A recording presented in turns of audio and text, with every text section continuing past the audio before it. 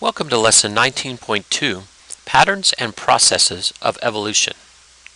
In this lesson, we'll identify the patterns that describe the sequential nature of groups in the fossil record. We'll explain what the fossil record shows about periods of stasis and rapid change. We'll name two important patterns in macroevolution, and explain the evolutionary characteristics of co-evolving organisms. The fossil record provides evidence about the nature and rate of evolutionary change in species and larger clades. Major transformations in anatomy, phylogeny, ecology, and behavior, which usually take place in larger clades, are known as macroevolutionary patterns. The emergence of new species through speciation and their disappearance through extinction is a simple macroevolutionary pattern. The emergence, growth, and extinction of larger clades such as dinosaurs, mammals, or flowering plants are examples of large macroevolutionary patterns that describe the sequential nature of groups in the fossil record. Fossils are classified using the same cladistic techniques used to classify living species. In some cases, fossils are placed in clades that contain only extinct organisms. In other cases, fossils are classified into clades that include living organisms. Cladograms illustrate hypotheses about how closely related organisms are by proposing relationships among living species, extinct species, and common ancestors they share. Note that hypothesizing that an extinct species is related to a living species is not the same thing as claiming that the extinct organism is a direct ancestor of that living species. For example, this figure does not suggest that any extinct species shown are direct ancestors of modern birds. Instead, the extinct species shown descended over time from a line of common ancestors that they share with modern birds. When environmental conditions change, natural selection and other evolutionary mechanisms enable some species to evolve adaptations to new conditions. Species that evolve such adaptations thrive. Species that fail to adopt and adapt to changing conditions become extinct. The rates at which species appear, adapt, and become extinct vary from one clade to another and from one period of geologic time to another. Why have some clades produced many species and survived for long periods, while other clades give rise to only a few species that vanished? Paleontologists look for part of the answer by studying patterns of speciation and extinction in different clades.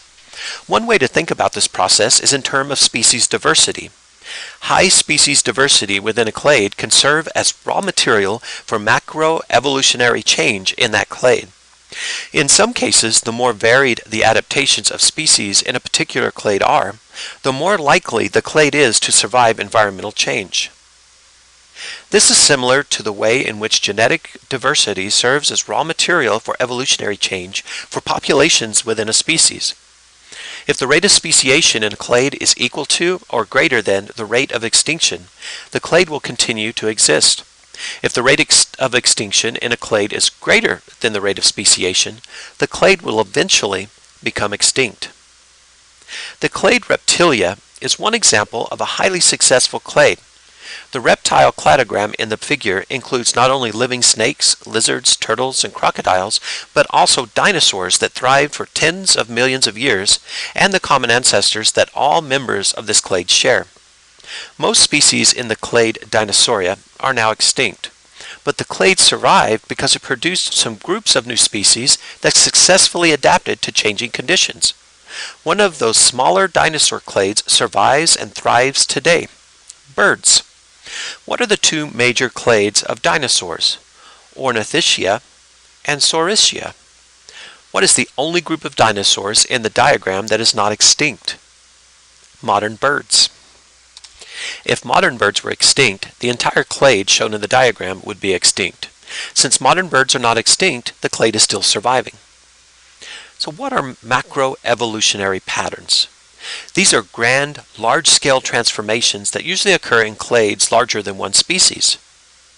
What is the result of speciation? It's the formation of new species. What is the result of extinction? It is the disappearance of a species or clade. So how do the relative rates of speciation and extinction within a clade determine the fate of the clade as a whole? If the rate of speciation exceeds the rate of extinction, the clade will continue to exist. If the rate of extinction exceeds the rate of speciation, the clade will eventually become extinct. Species are always becoming extinct as they adapt or fail to adapt to competition and changing environments. Paleontologists describe this kind of business-as-usual extinction as background extinction. During background extinction, there is likely a period of stasis for many species. Rates of background extinction vary over time, but every now and then something really different happens. A mass extinction during which many species become extinct over a relatively short time period. A massive extinction isn't just a small increase in background extinction. Entire ecosystems vanish and entire food webs collapse. Species become extinct because their environment breaks down and the ordinary process of natural selection can't compensate quickly enough. Mass extinction reduces biodiversity rapidly and dramatically because a great many species become extinct. What happens then? Some groups of organisms survive while other groups do not. The survivors face a very different world. There's less competition. Climate may have changed. Many ecological niches open up. As adaptation and speciation produce new species to fill those niches, biodiversity slowly recovers, typically over 5 to 10 million years. Until recently, researchers looked for a single cause for each mass extinction. For example, geologic evidence shows that a giant asteroid crashed into Earth at the end of the Cretaceous period. The impact threw huge amounts of dust and water vapor into the atmosphere, dramatically changing global climate. At about the same time, dinosaurs and many other species became extinct. It's reasonable to infer that the asteroid played a significant role in this mass extinction. Many mass extinctions, however, were probably caused by several factors, such as volcanic eruptions, continental drifts, and changing sea levels. This graph shows how the rate of extinction has changed over time. So which mass extinction killed off the highest percentage of species? The extinction at the end of the Permian period, where about 41% of all living things became extinct. Between 200 and 100 million years ago, there was a pattern of background extinctions. During background extinction, there is likely a period of stasis for many species, conditions that would favor natural selection and therefore widespread adaptation and the evolution of new species would likely also lead to mass extinctions. Evidence shows that evolution can occur at different rates in different clades and at different times. Sometimes the fossil record appears to show that some organisms experienced a period of little or no visible evolutionary change. Other times, new species seem to appear or disappear relatively rapidly. In many cases, the scientific explanation for these differences in rates of change involves a model known as punctuated equilibrium. Darwin suggested that evolution proceeded slowly and steadily, an idea called gradualism. The fossil record showed that many organisms have indeed changed gradually over time. Sometimes, however, the physical structures preserved in the fossil record appear to change very little over long periods of time. The major body structures of horseshoe crabs, for example, have changed little from the time these species first appeared in the fossil record. For much of their history, these species are said to have been in a state of equilibrium or stasis. This means that their structures do not change much, even though they continue to evolve genetically. Now and then, however, the fossil record shows a pattern during which equilibrium is interrupted by brief periods of geologically rapid change. This pattern is called punctuated equilibrium. In fact, some biologists suggest that most new species are produced during periods of rapid change. Evolution may proceed at different rates for different organisms at different times for several reasons. Rapid evolution may occur after a small population becomes isolated from the main population. This small population can evolve faster than the larger one because genetic changes spread more quickly among fewer individuals. Rapid evolution may also occur when a small group of organisms migrates to a new environment. That's what happened with Galapagos finches. In addition, recall that mass extinctions open many ecological niches, creating new opportunities for the organisms that survive. It's not surprising then that groups of organisms that survive mass extinctions can evolve rapidly during the several million years after the extinction. So how do the diagrams illustrate these two models? The diagram representing gradualism shows a slow, steady change in shell color in a particular line of descent. The diagram representing punctuated equilibrium shows stable periods interrupted by rapid change. So, why did Darwin think evolution was a gradual process? He thought biologic change happened like the slow, steady pace of geologic change. Why are horseshoe crabs an example of a species in a state of equilibrium? The species has not changed for a very long time. How is punctuated equilibrium different from gradualism? Gradualism consists of slow, steady changes in species. Punctuated equilibrium consists of rapid change in species following a period of equilibrium.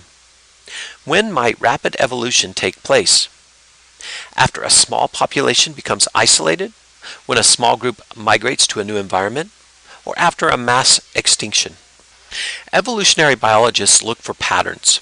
Two important patterns of macroevolution are adaptive radiation and convergent evolution. An understanding of each word that makes up the term adaptive radiation will help make the meaning of this term clear. Adaptive means having a capacity or tendency towards adaptation, and radiation means the act of spreading out as if from a center. So how does the definition of the word adaptive relate to the term adaptive radiation? Adaptive radiation cannot occur in the absence of adaptation, which in evolution designates genetically determined characteristics that enhance fitness. How does the definition of the word radiation relate to the term adaptive radiation? Spreading as if from a center describes the evolution of several species from a single species or a small group of species. Descendants of an ancestral species may diversify over time into related species adapted to different niches. This process, by which a single species or a small group of species evolves into several species, is called adaptive radiation. Adaptive radiation may occur when species migrate to new environments or when extinction eliminates competing species. Dinosaurs underwent adaptive radiations during the Mesozoic era. After most dinosaurs became extinct, an adaptive radiation of mammals began. This is an example of sequential appearance of groups in the fossil record. Galapagos finches and Hawaiian honeycreepers also experienced adaptive radiations. Unrelated organisms in similar environments may evolve adaptations to similar niches. The production of similar characteristics in unrelated organisms is known as convergent evolution. For example, mammals that feed on ants and termites evolved 5 times in different regions. Large grassland birds such as emus, rheas, and ostriches are also examples of convergent evolution. So what similar structures evolved in the animals shown? Well, they have powerful front claws, a long snout, and a tongue covered with sticky saliva. What do these adaptations allow each of these animals to do? Each of these animals like to eat ants. What structure do birds and bats have in common that can be attributed to convergent evolution? Wings. Sometimes 2 or more species are so closely connected ecologically that they evolve together. Many flowering plants, for example, can reproduce only if their flowers attract a specific pollinator species. Pollinators, in turn, may depend on the flowers or certain plants for pollen or nectar. The process by which 2 species evolve in response to changes in each other over time is called coevolution. The relationship between co-evolving organisms often becomes so specific that neither organism can survive without the other. Evolutionary change in one organism is usually followed by a change in the other organism. The coevolution of flowers and pollinators can lead to unusual results. For example, Darwin described an orchid whose nectar was at the bottom of a tube nearly 40 centimeters long. He predicted the existence of an insect with a feeding structure long enough to reach that nectar. Darwin never found it, but about 40 years later, researchers discovered a moth with a 40-centimeter long feeding tube, exactly as Darwin predicted. Plants and herbivorous insects also co-evolve. Over time, many plants have evolved bad-tasting or poisonous compounds that discourage insects from eating them. But once plants produce poisons, natural selection on herbivorous insects favor any variants that can alter, inactivate, or eliminate those poisons, like the caterpillar in the figure. So what is coevolution? It's two species evolving in response to changes in each other. How do the organisms in the image demonstrate coevolution? Monarch caterpillars have evolved a tolerance for milkweed toxin.